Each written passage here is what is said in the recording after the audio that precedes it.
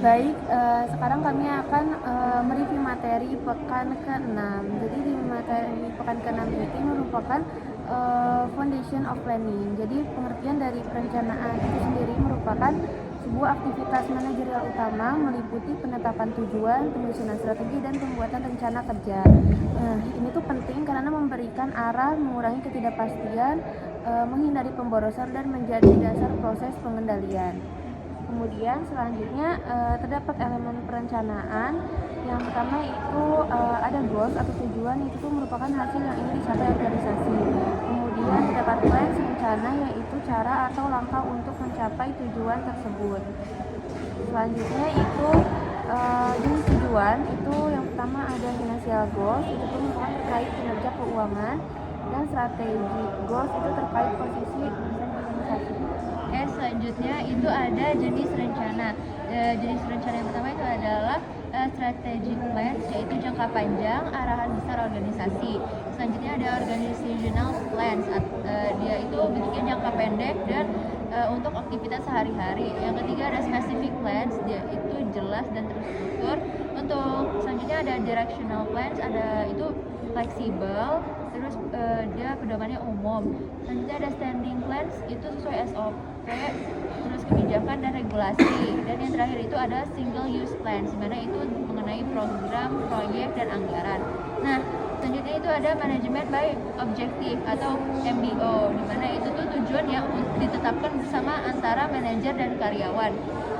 Terus ada evaluasi dan reward berdasarkan pencapaian dan meningkatkan komitmen dan kejelasan target. Nah, selanjutnya kita ke planning tools and teknik. Jadi di organisasi itu juga terdapat alat-alat yang digunakan dalam merencanakan dan mengendalikan kegiatan organisasi tertentu.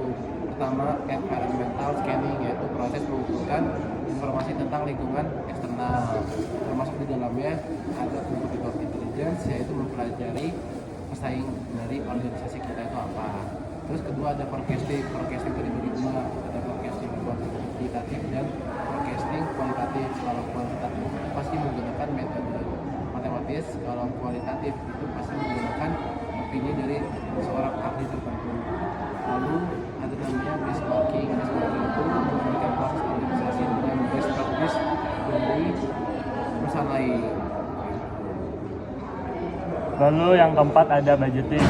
Di sini pengalokasian sumber daya secara numerik serta membantu mengontrol penggunaan dana dan aset.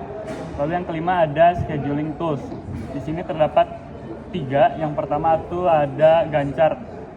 Gantt chart ini dia akan menampilkan jadwal aktivitas dan proses. Lalu ada load chart. Dia ini menampilkan kapasitas para pekerja. Lalu ada PERT network, yaitu sebuah urutan kegiatan, waktu, dan critical path. Lalu yang keenam itu ada analisis dan teknik lainnya. Yang ini ada 3 poin. Yang pertama ada break-even analysis, yaitu titik pendapatan sama dengan biaya. Lalu ada linear programming, yaitu optimasi alokasi sumber daya terbatas. Lalu yang ketiga ada project planning. Ada strategi manajemen, yaitu proses penyusunan strategi untuk mencapai tujuan organisasi dan memenangkan pesaing seperti itu. Nah, kenapa sih strategi manajemen itu penting? Karena dapat menyatukan unit organisasi pada tujuan bersama.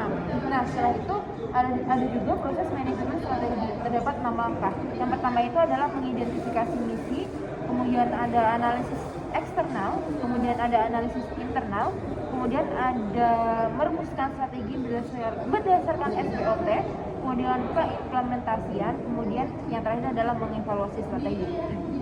Nah, kemudian ada lagi yaitu strategi leadership dan flexibility. Nah, pemimpin itu harus visioner, adaptif, dan cepat merespon perubahan. Nah, jika flexibility strategi itu adalah membantu perusahaan bertahan dalam kondisi yang tidak pasti. Sekian dari kelompok kami. Wassalamualaikum warahmatullahi wabarakatuh.